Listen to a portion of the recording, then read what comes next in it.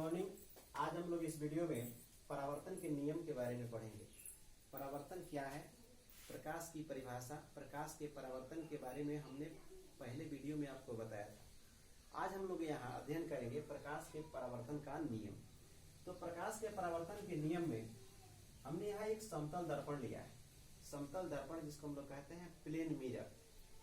Plane mirror पर जब कोई किरण आपतित होती है तो उस आने वाली किरण को हम लोग कहते हैं आपतित किरण, और दर्पण से टकराकर लौटती है जो किरण, उस किरण को हम लोग कहते हैं परावर्तित किरण।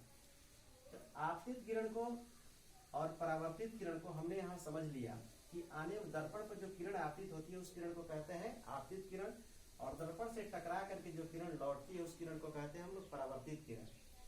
अब यहाँ हमने एक अभिलंब लिया है इसी के तल में। तो आपतित किरण अभिलंब के साथ जो कोण बनाती है उसको हम लोग कहते हैं आपतन कोण।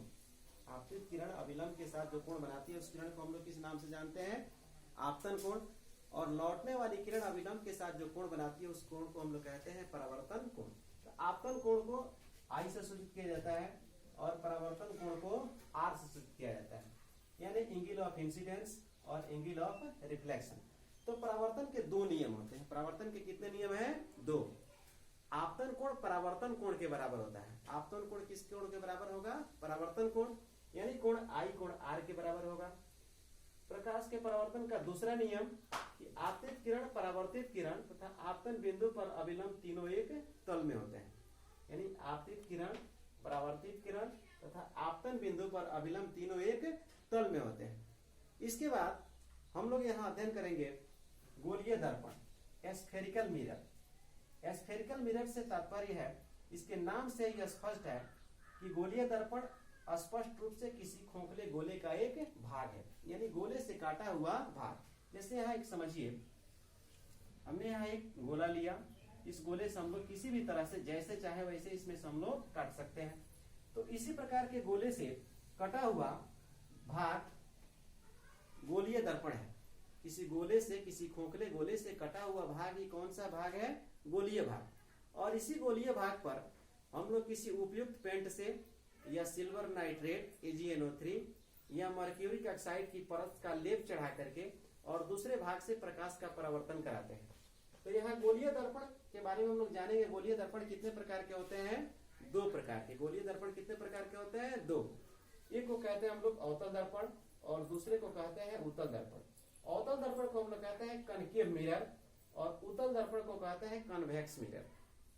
अवतल दर्पण को क्या कहते हैं? कनकेव मिरर, और उत्तल दर्पण को कहते हैं हम लोग कन्वेक्स मिरर।